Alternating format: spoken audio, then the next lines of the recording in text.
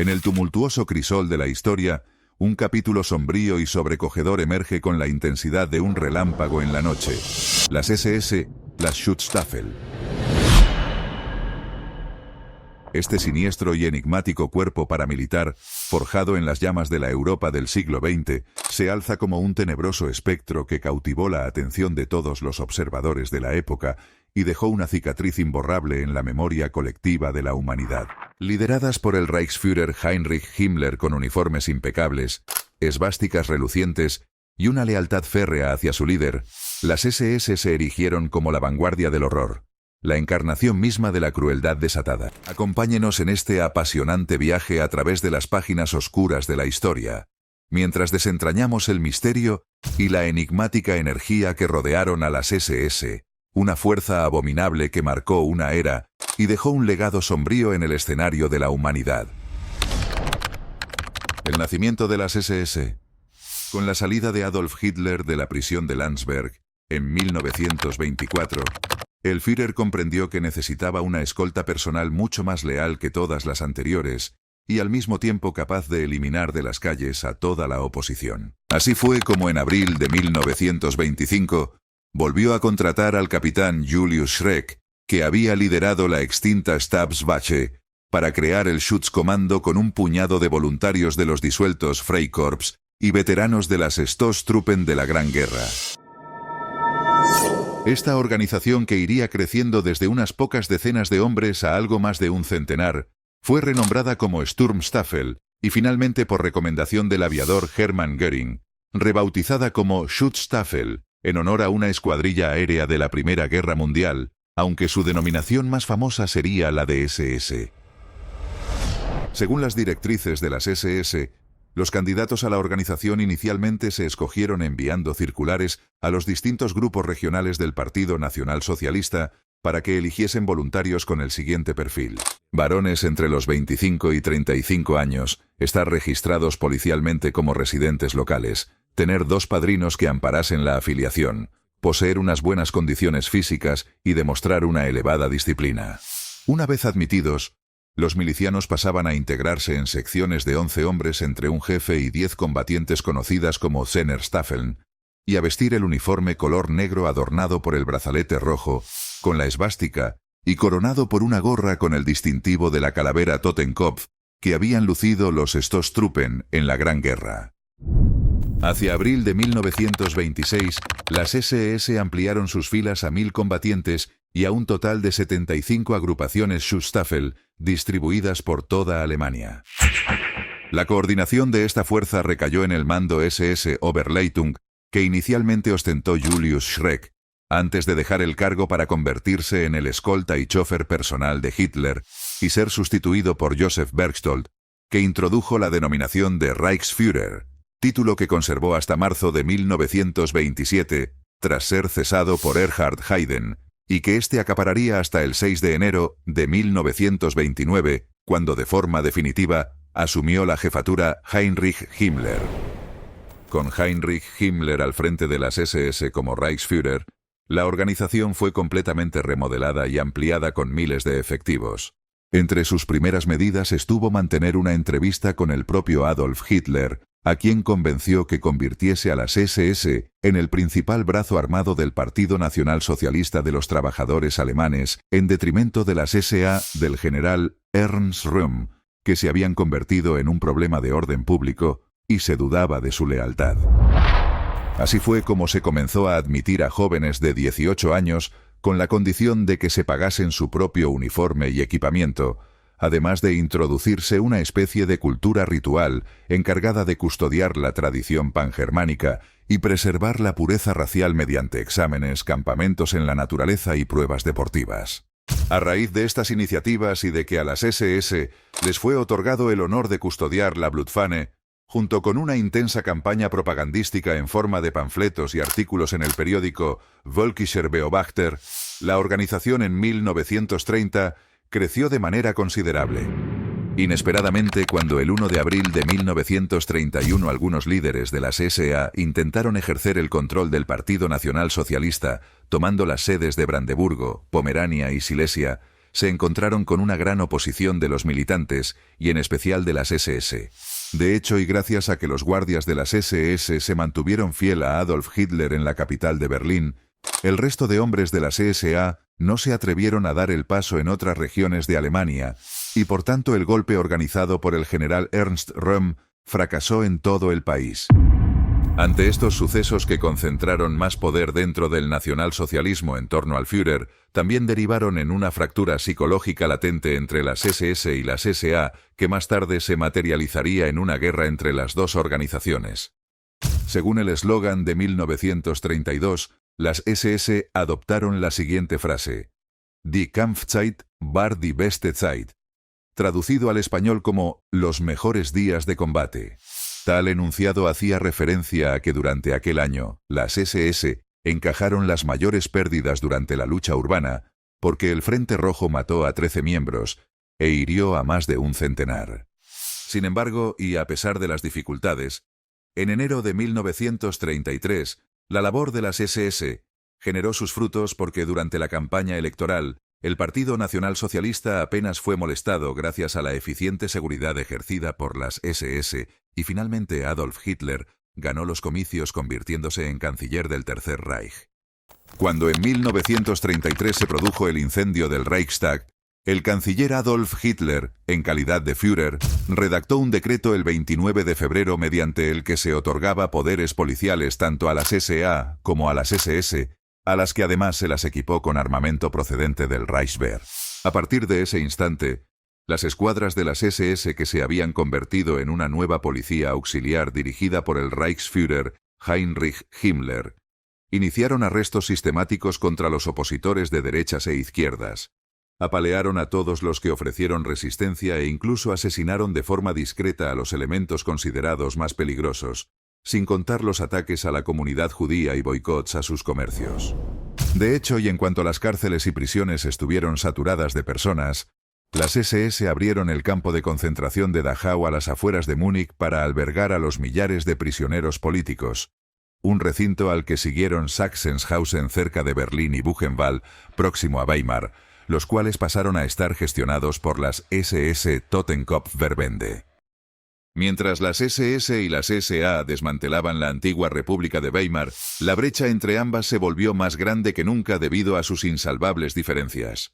Las SA del general Ernst Röhm defendían la tesis de una segunda revolución nacionalsocialista mucho más radical que la primera en lo económico y lo social, y las SS de Heinrich Himmler preferían mantener el estatus vigente ordenado por el Führer para llevar a cabo el proceso revolucionario de manera más pausada, y con ello evitar una reacción de la oficialidad conservadora del ejército alemán, que veían en el nacionalsocialismo una especie de comunismo disfrazado. Precisamente durante aquellos tensos meses de rivalidad, los miembros de las SS calificaron a sus socios de las SA con el nombre de filetes, Fleischnitten, porque según ellos eran pardos por fuera y rojos por dentro. Esta evidente confrontación y también la amenaza que suponían sus 2 millones de paramilitares, que superaban 20 veces el tamaño del ejército alemán, obligó a Hitler a tomar la decisión de purgar sus filas y ganarse su entera lealtad. Inesperadamente, entre el 28 y el 30 de junio de 1934, las SS efectuaron una serie de redadas sorpresa contra los líderes de las SA y rivales susceptibles de traición dentro del nacionalsocialismo y la Cancillería, en un episodio que sería conocido como la Noche de los Cuchillos Largos. La mayor parte de los arrestos o asesinatos que se llevaron a cabo de noche y de manera sorpresiva acabaron con la purga de todos los cuadros de mando de las SA, incluyendo el general Ernst Röhm, que fue matado a tiros en una celda, o los capitanes Karl Ernst y Edmund Heines, que resultaron ejecutados. También las SS aprovecharon la ocasión para asesinar a 2 militares disidentes, como los generales Kurt von Schleicher y Ferdinand von Bredow, al antiguo líder nacionalsocialista Gregor Strasser, a Erich Klausener, que dirigía el Partido Acción Católica, y al gobernador bávaro Gustav von Kahr. Una vez concluida la Noche de los Cuchillos Largos con más de 300 ejecuciones y obtenido el control total sobre las SA que pasaron a depender de Viktor Lutze, un hombre completamente leal al Führer, las SS se convirtieron en la organización más poderosa de Alemania. Oficialmente el 20 de julio de 1934, las SS fueron rebautizadas por Adolf Hitler como las Allgemeine SS. Conformada en aquellos instantes por 200.000 hombres, las SS no solamente ostentaron la categoría de ser la nueva policía política del Tercer Reich, sino que además ejercerían el control de Europa durante la Segunda Guerra Mundial. Selección y formación de las SS. Ser miembro de las SS no fue una tarea fácil durante el período que comprendió la existencia del Tercer Reich desde sus inicios hasta su final en 1945. Tanto el proceso de selección como el de formación posterior exigieron a los candidatos una serie de conocimientos intelectuales y una preparación física rigurosa para acceder a una organización que obtuvo el estatus de cuerpo de élite. Inicialmente los antiguos Freikorps fueron el foco de los voluntarios en las nacientes SS de la República de Weimar, así como algunos veteranos de la Primera Guerra Mundial y miembros de las SA. Esta especie de élite germana conformada por la generación anterior al surgimiento del Tercer Reich cambió con la llegada al poder de Adolf Hitler, porque a partir de entonces las SS se nutrieron básicamente de policías de la gendarmería y las juventudes hitlerianas, hasta que en 1934, tras la purga de las SA, en la noche de los cuchillos largos, el caladero se centró casi en exclusiva en los jóvenes alemanes en general. Aproximadamente de cada 100 candidatos a opositar a las SS, solamente eran elegidos 10, debido a los estrictos requisitos exigidos por la organización. De hecho, nada más presentarse en las oficinas, el aspirante debía de contar con un historial limpio en los ficheros policiales, demostrar un correcto comportamiento político por parte de sus padres, no poseer enfermedades hereditarias y tener un árbol genealógico puramente ario hasta mediados del siglo XVIII. Comprobadas estas 4 exigencias, la comisión racial compuesta por expertos en medicina y eugenesia hacían unas pruebas médicas al candidato que se realizaban de la siguiente manera. Se valoraba la forma de la cabeza, el color de los ojos, una altura que debía superar los 175 centímetros y una muy buena constitución física. Finalmente, el último examen consistía en una prueba de disciplina durante la cual se formulaban una serie de preguntas al candidato que tenía que responder con serenidad, sin ser demasiado servil, pero tampoco autoritario. Una vez concluidos todos estos exámenes, se pasaba a evaluar el aspecto físico, la pureza racial y la ideología política para definitivamente determinar su incorporación o no a las SS. Cuando un candidato a las SS era elegido, solamente obtenía el uniforme negro sin insignias porque todavía no era admitido en la organización.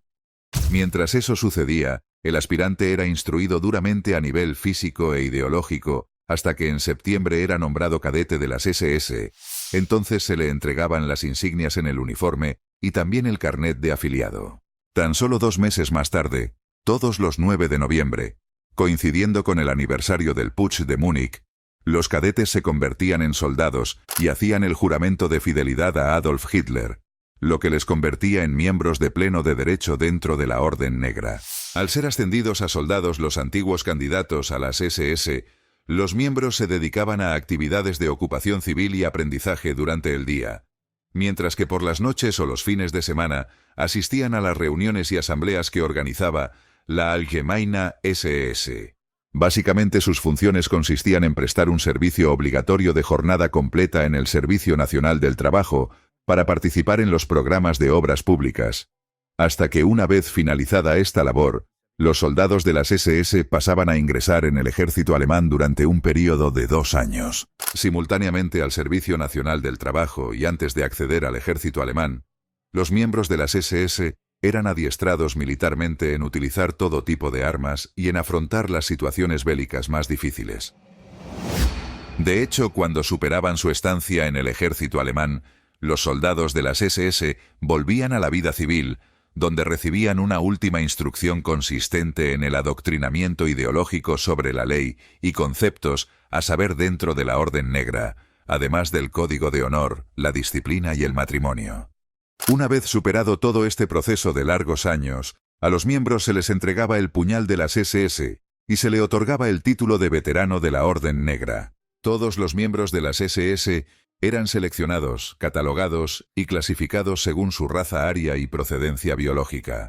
Siguiendo este patrón, Se realizaron una serie de estudios físicos y análisis de los antepasados de cada aspirante, siendo para ello enumeradas hasta un total de 8 ramas del pueblo ario, que fueron las siguientes: nórdica, alpina, mediterránea, dinárica, báltica, armenoide, irano-afgana e índica, sin incluir los mestizajes. Originalmente las SS nacieron como una élite del supuestamente superior pueblo ario germánico, que tan solo incluía a nórdicos y alpinos, aunque pronto con el estallido de la Segunda Guerra Mundial se fueron aceptando otras categorías como los bálticos, dináricos, mediterráneos, etc. Administración de las SS.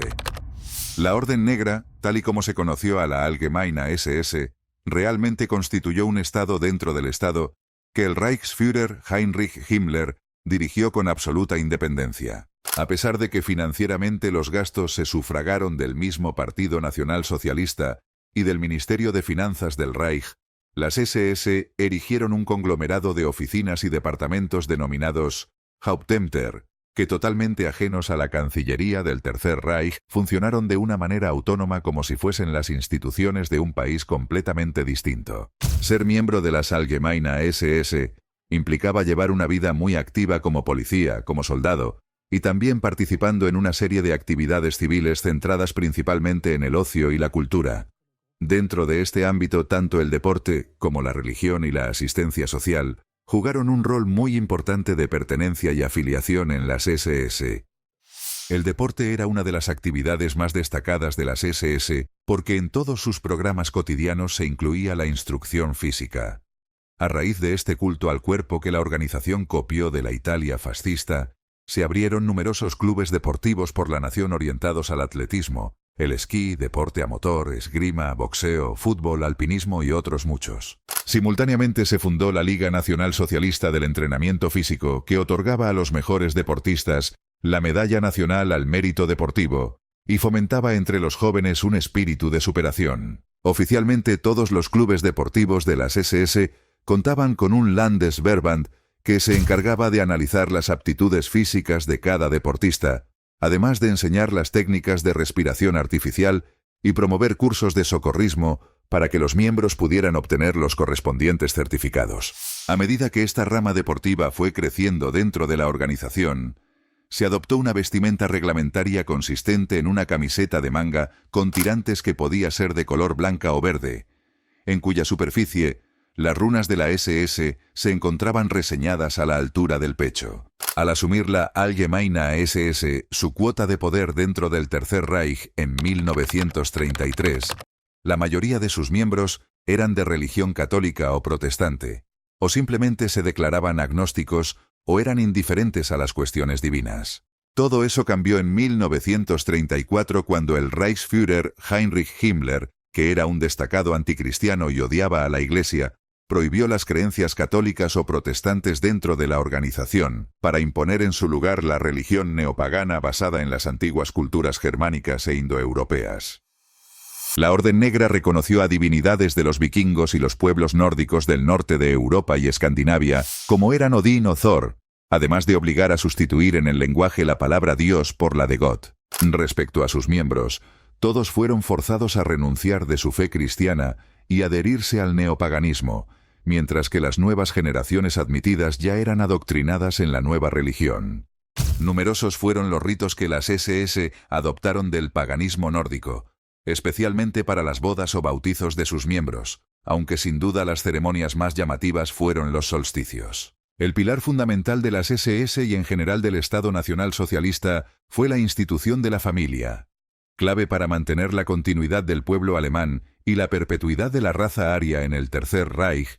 La Allgemeine SS invirtió tiempo y dedicación a defender a ultranza los conceptos de matrimonio, hijos y el hogar. La Orden de Compromiso y Matrimonio de las SS, aprobada por el Reichsführer Heinrich Himmler, el 1 de diciembre de 1931, exigía a los hombres aspirantes a casarse a cumplir una serie de requisitos, y a la esposa candidata a superar determinadas normas y pruebas específicas para contraer matrimonio. Las bodas de las SS se celebraban siguiendo los ritos pseudopaganos germánicos característicos de las diversas culturas celtas del norte de Europa. Normalmente la ceremonia se realizaba al aire libre o en edificios de las SS, adornados con runas y ramitas de abeto, presidiendo el oficio el comandante más directo del varón. Una vez, se reunían los dos cónyuges ante un altar con forma de urna en donde ardía una llama. Estos hacían un juramento de lealtad, intercambiaban los anillos y recibían como regalo pan y la sal, el primero evocando la fecundidad y el segundo la pureza de la tierra.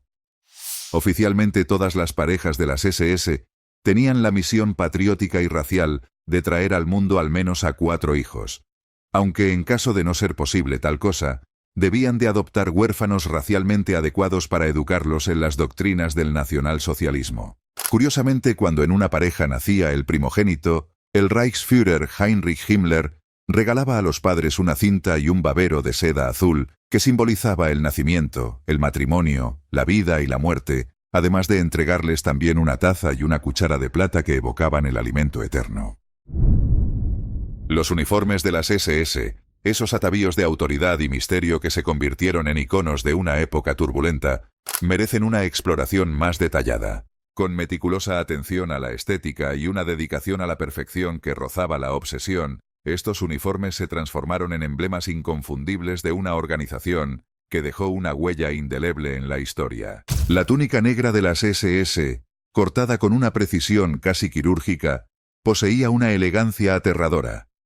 Su longitud llegaba hasta las botas de cuero negro pulido, lo que daba a los portadores una apariencia de autoridad que imponía respeto. La solapa plateada, meticulosamente ribeteada, añadía un toque de distinción, destacando la rigidez y la disciplina que caracterizaban a estos hombres de élite. La esvástica, emblema del Tercer Reich, se mostraba de manera prominente en el brazalete rojo sangre, un símbolo ominoso que proclamaba su compromiso absoluto con la causa. Este parche, aunque pequeño en tamaño, irradiaba una energía inquietante que señalaba su lealtad inquebrantable al régimen nacionalsocialista. No obstante, el elemento más distintivo de estos uniformes es, sin lugar a dudas, la calavera de las SS. Colocada en el cuello de la túnica, esta calavera reluciente simbolizaba la devoción hasta la muerte y la ferocidad implacable de esta organización. Con sus detalles intrincados y su diseño macabro, la calavera de las SS capturaba la esencia de un espíritu sombrío y despiadado. El conjunto completo, con sus botas de cuero perfectamente pulidas y su gorra de visera rígida, confería a los miembros de las SS una apariencia sobrecogedora que inmediatamente imponía respeto y temor.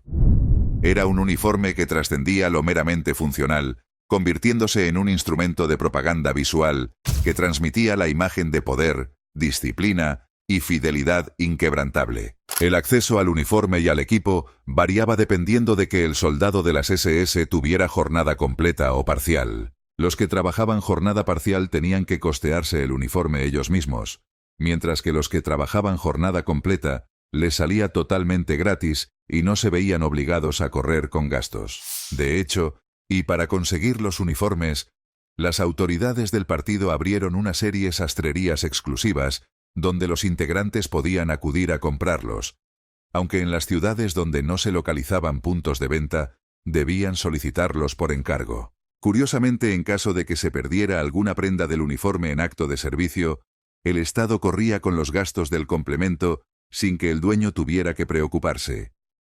Las Waffen-SS fue el nombre que se otorgó a todas aquellas unidades adscritas a las SS, pero sin estar vinculadas a la Allgemeine SS.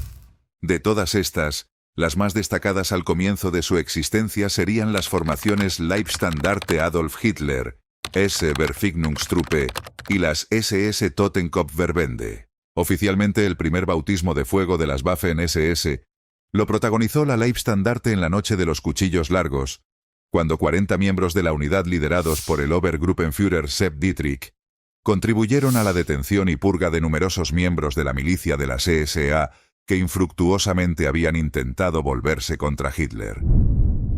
4 años más tarde, en marzo de 1938, la misma Leibstandarte, reconvertida en una fuerza motorizada, participó en la anexión de Austria recorriendo 1000 kilómetros en tan solo 48 horas, mientras que al año siguiente tomó parte en la ocupación pacífica de los Sudetes y Checoslovaquia. Varios eran los requisitos exigidos para poder ingresar en las Waffen-SS.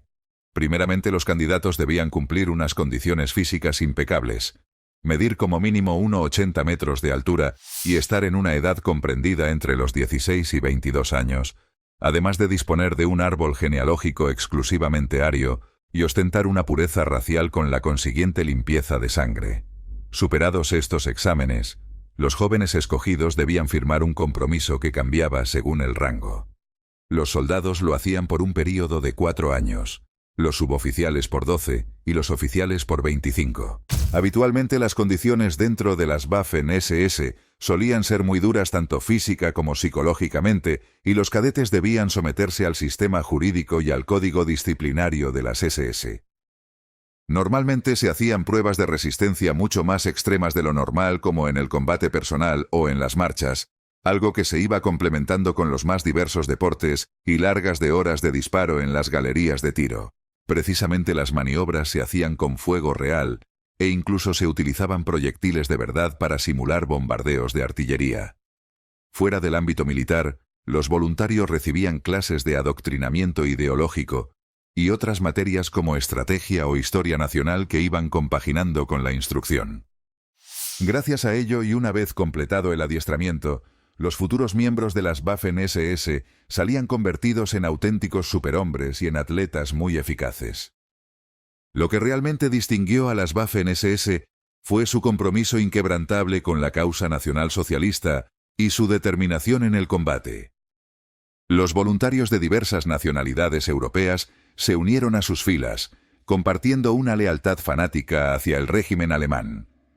Esta devoción, combinada con un entrenamiento de élite, hizo que las Waffen-SS fueran temidas por sus adversarios. Estas unidades estuvieron presentes en algunos de los momentos más cruciales de la guerra, desde el frente oriental, donde se enfrentaron a las fuerzas soviéticas en feroces batallas como la batalla de Kursk, hasta el frente occidental, donde desempeñaron un papel destacado en la batalla de las Ardenas. La selección rigurosa de voluntarios permitió a las Waffen-SS contar con soldados altamente motivados y comprometidos, dispuestos a luchar hasta el final. Su destreza táctica y su habilidad para adaptarse a las cambiantes circunstancias del campo de batalla les valieron una reputación legendaria. Las Waffen-SS se beneficiaron de un acceso preferencial a los mejores armamentos y equipos disponibles en el ejército alemán durante la Segunda Guerra Mundial.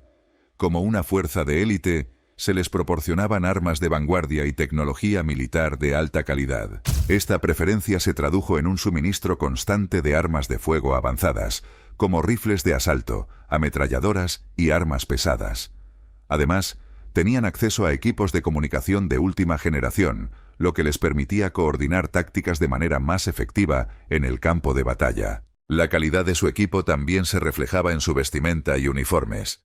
Las Waffen-SS llevaban uniformes distintivos y bien confeccionados que no solo los identificaban como parte de una fuerza élite, sino que también les proporcionaban un cierto grado de protección en el campo de batalla. Entre los generales más destacados de las Fuerzas Armadas de las SS se destacan Paul Hauser.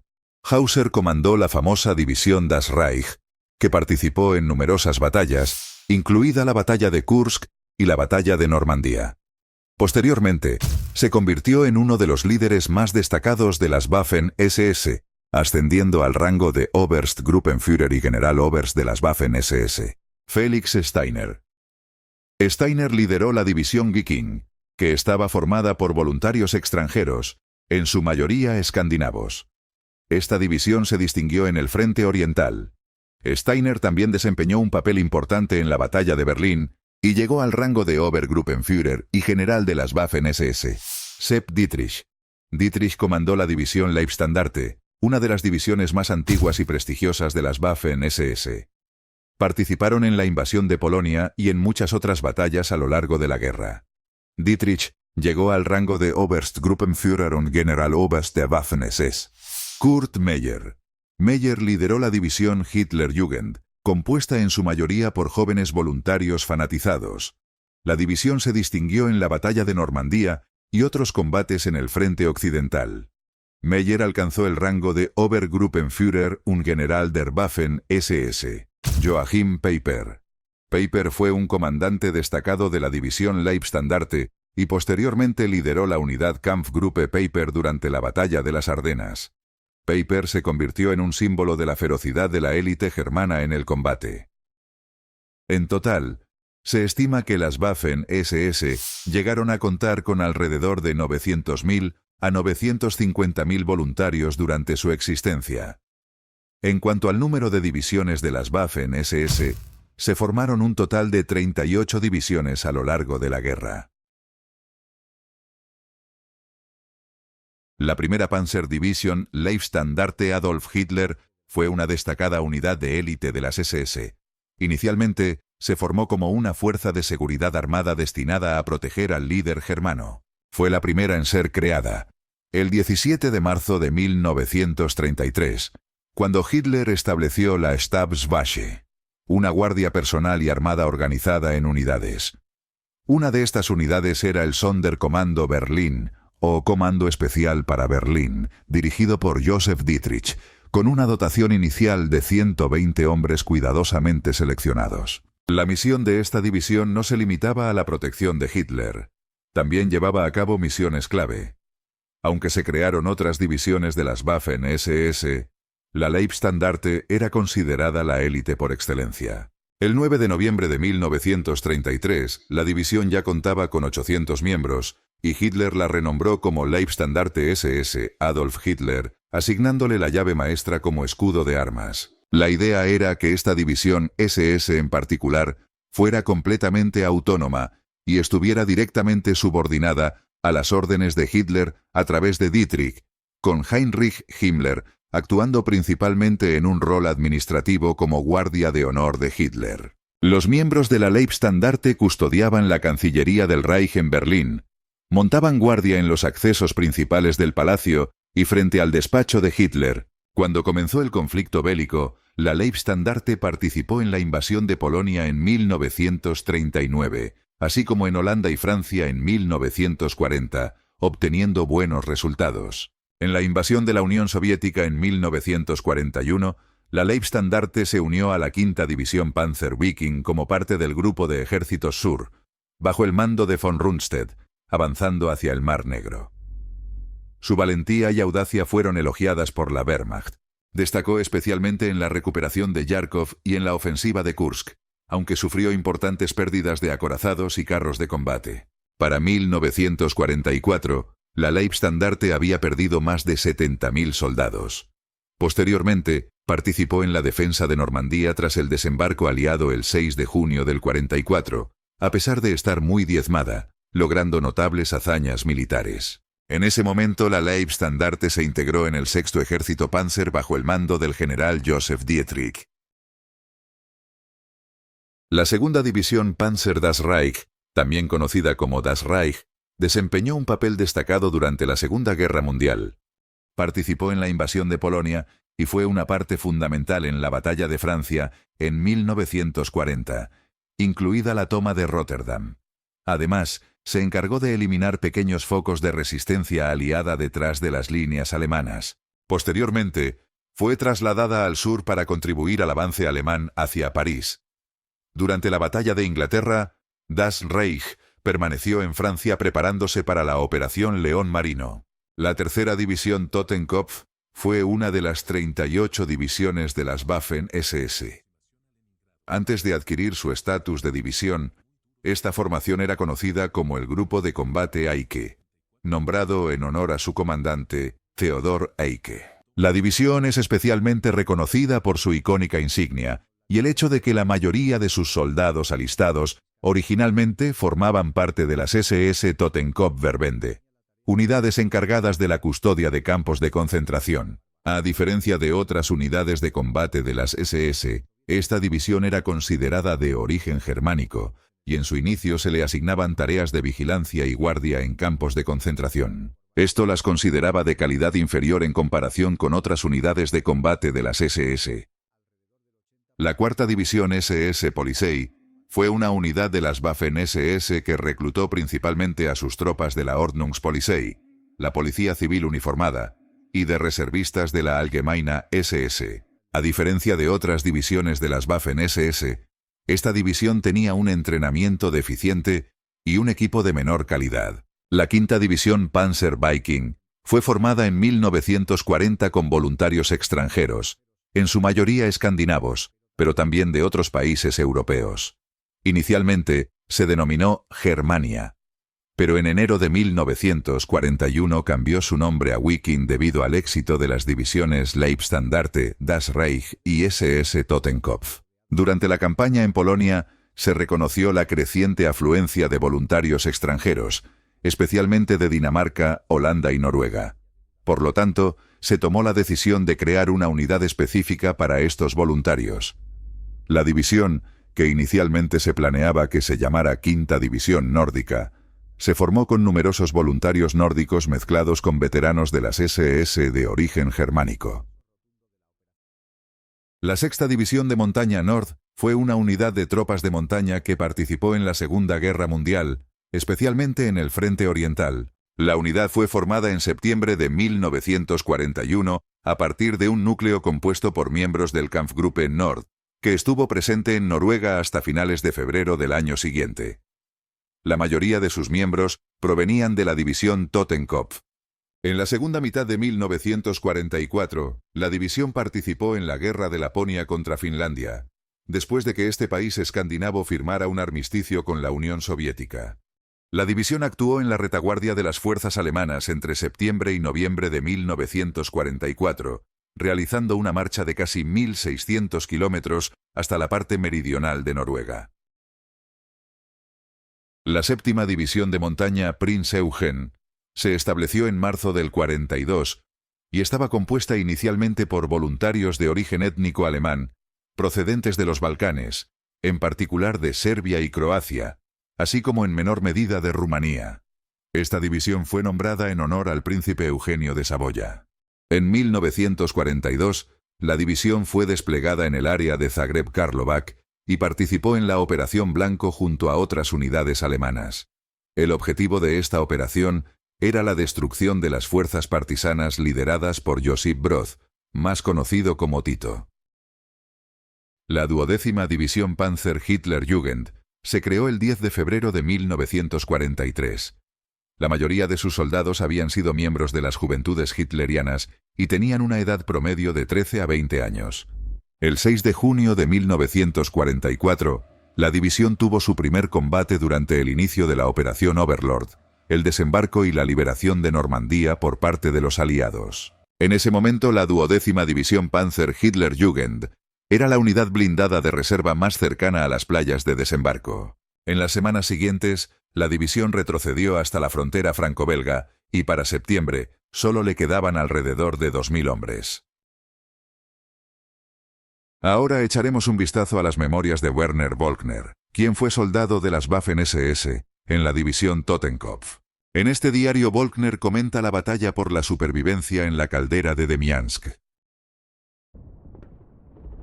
En mi trabajo como civil, tuve la oportunidad de realizar un curso completo de capacitación profesional antes de ser reclutado para el servicio militar. En las juventudes hitlerianas tuve cierta experiencia en el vuelo de planeadores y realmente deseaba ser piloto, pero no me aceptaron en la Luftwaffe debido a una infección de oído de larga data, y yo no quería unirme a las unidades de aviación con base en tierra. Al pasar por el pasillo de la oficina de reclutamiento, noté un cartel llamando al servicio en las unidades blindadas de las Waffen-SS y tomé una decisión. Esto va a ser para mí. Nuestro entrenamiento fue duro, pero no tan largo para mí, ya que ya había completado mi entrenamiento militar previo al ejército. Nos entrenamos en tiro y marcha. Pasamos 8 semanas de infantería básica y entrenamiento especializado en artillería, y aprendimos a usar varios tipos de armas pequeñas. Un chico con el que compartía habitación estaba enfermo de difteria y lo mandaron al hospital. Nuestra habitación fue puesta en cuarentena. En poco tiempo llegó el suboficial de turno para inspeccionar nuestra habitación. El desorden en nuestra habitación era horrible. El oficial se enfureció y decidió echar a todos al recinto militar, pero por la cuarentena fue imposible. Enfurecido, agarró todas las cosas de nuestros casilleros y las tiró por la ventana, cascos y todo lo demás, gritando que nos iba a enseñar a mantener la habitación ordenada. Naturalmente se olvidó de la cuarentena. No había forma de que saliéramos del cuartel, por lo que tuvo que irse solo y encontrar a alguien que recogiera nuestras cosas. Había un método favorito de uno de nuestros instructores para mantenernos ocupados.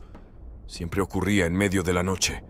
El escuadrón, el pelotón o incluso toda la compañía tenía que alinearse primero, y luego llegó la orden.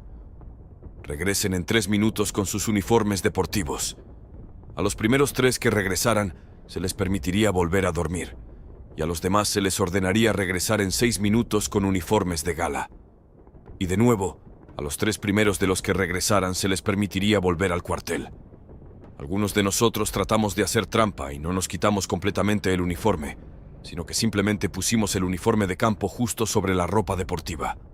Sin embargo, todos los que llegaron a los primeros 3 fueron inspeccionados minuciosamente. El dolor fue para aquellos que fueron tomados de la mano. Como teníamos 5 o 6 tipos de uniformes, uniformes de campo, uniformes de alta, uniformes de desfile, etc., estos ejercicios pueden haber continuado toda la noche. Por supuesto, esto inculcó el espíritu de competencia, nos hizo más fuertes, nos preparó para tratar de no dejar que el instructor tuviera la oportunidad de doblegarnos, por lo que fue una actividad de entrenamiento útil después de todo. En la tetera de Demiansk.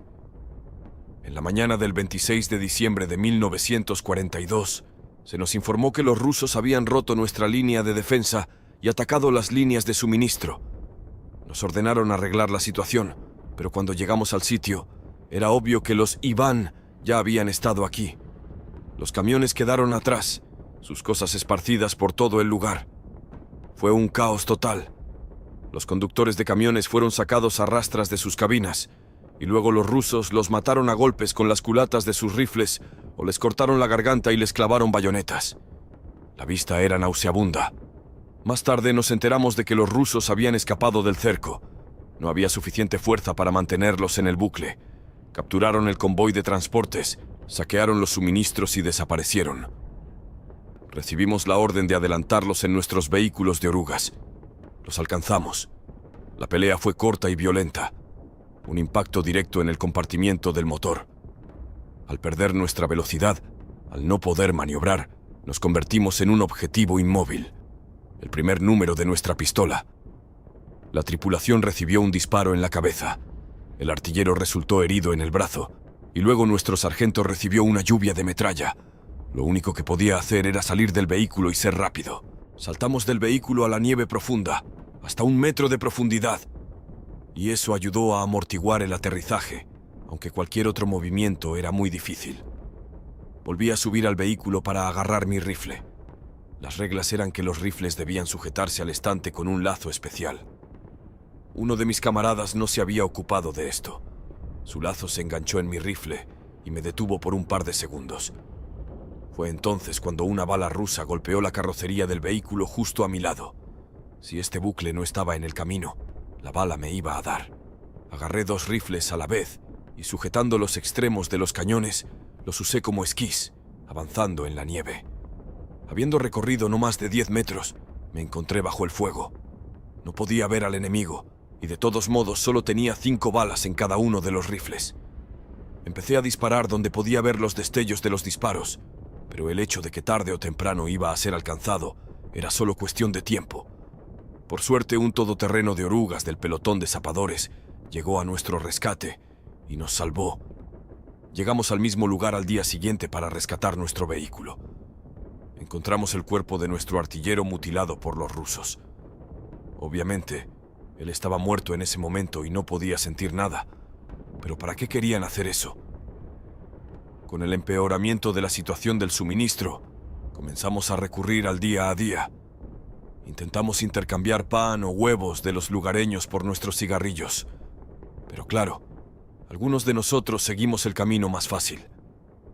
Una vez, un lugareño se quejó de que unos soldados habían robado un cerdo de su propiedad. Nuestro comandante nos ordenó a todos que nos alineáramos en formación individual, pero todos parecíamos iguales al pobre campesino con nuestros uniformes, y nunca encontró a los soldados que le habían robado su cerdo. Un día estábamos en fila para saber quién había abierto la reserva intocable, galets y conservas. El comandante ordenó a los infractores que salieran de la fila y dieran 3 pasos hacia adelante. Nos miramos, después de lo cual toda la compañía dio 3 pasos hacia adelante. Normalmente, esto significaría 3 días de arresto, pero era, por supuesto, imposible arrestar a toda la compañía. Sin embargo, para castigarnos nos dieron órdenes de cavar trincheras profundas para mantener nuestros vehículos todoterreno ocultos de la metralla. Puedo decirte, una trinchera para esconder un vehículo todoterreno de 8 toneladas es bastante grande. Luego nos ordenaron cavar trincheras para nosotros mismos. Obviamente fue un castigo, pero después tuvimos un lugar donde escondernos. Me llamaron a los aposentos del comandante cuando cesó la lucha en la tetera. Yo no había sido culpable de ningún delito, y ya estábamos castigados por la reserva intocable abierta. Cuando llegué al comandante me preguntó: «Volkner, ¿cuándo fue tu último permiso?». Respondí que nunca antes había estado de vacaciones. Entonces me dirigí a casa de permiso. Todo sucedió tan rápido que no tuve tiempo de escribir una carta y decírselo a mis padres, por lo que mi llegada fue toda una sorpresa para ellos. Y mi mamá también estaba feliz de ver mis cartillas de racionamiento y sugirió ir de inmediato al carnicero para conseguir un poco de carne de cerdo. ¡El puerco! No es que me enojaría si no volviera a comer cerdo en mi vida. Yo fui uno de los que comieron ese mismo cerdo robado. La mitad de la guerra. El día en que recuperamos Yarkov, celebré mi cumpleaños.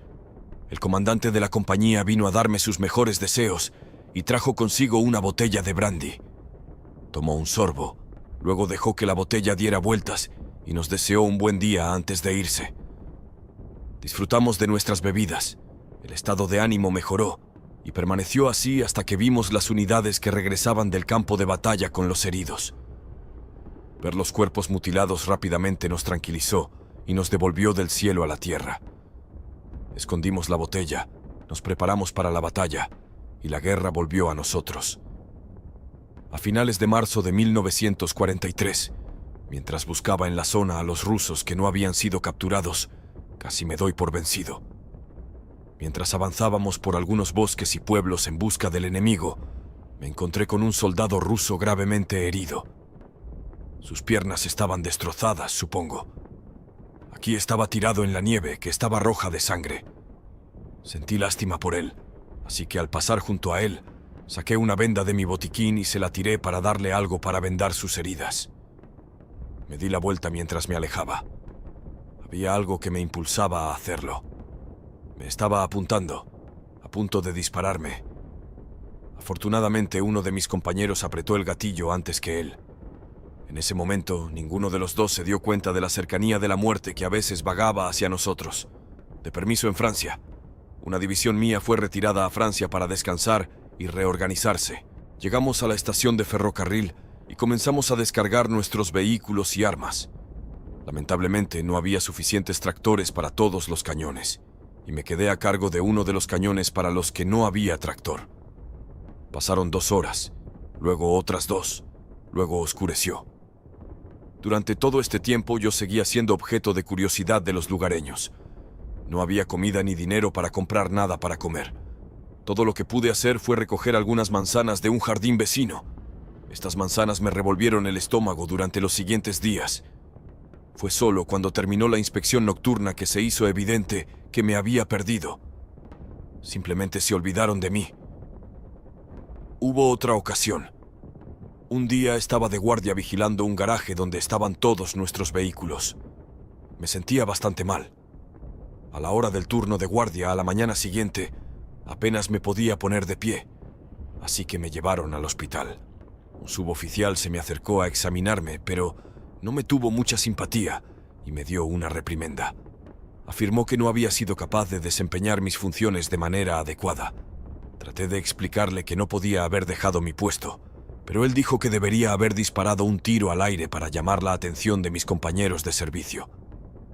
Durante mi estancia en el hospital, atraje el interés de una joven y bonita mujer francesa. De alguna manera me dijo que mi división tenía la intención de ser enviada de regreso a Rusia, pero había un rumor entre los soldados de que estábamos a punto de conseguir un uniforme tropical y ser enviados al norte de África, así que le aclaré que estaba equivocada. Quería que desertara y me dijo que tenía amigos que sabían esconderme. Era una chica maravillosa, pero resolví por mí mismo que mi deber para con mi país estaba por encima de todo eso. Después de que me dieron de alta del hospital, un día los otros hombres y yo fuimos enviados a la estación para obtener un nuevo conjunto de uniformes de campaña. Nos sorprendió ver el equipo. Balenki, anoraks acolchados y mantas adicionales. El equipo de invierno. Todo era cierto. Íbamos de regreso a Rusia. En una etapa posterior de la guerra, en 1943, Werner Faulkner participó en la batalla de Kursk. En 1944, fue herido durante las batallas en Polonia y fue enviado a un hospital en Budapest.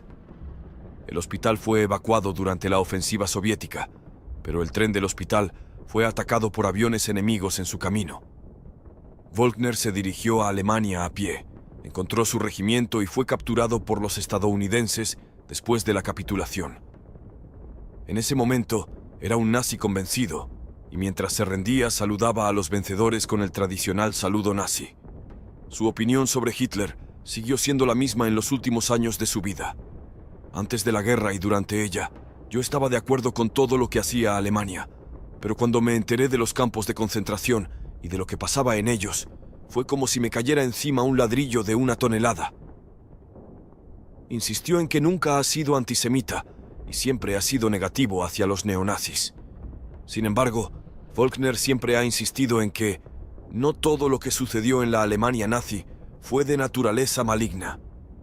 Siempre estuvo orgulloso de los premios recibidos en el Frente Oriental, la insignia Infanterie Sturmabzeichen por su participación en los ataques, una medalla por su servicio en defensa aérea, un parche por sus heridas y la Cruz de Hierro de segunda clase, que recibió por rescatar a los camaradas heridos en la batalla de Grodno el 20 de julio de 1944.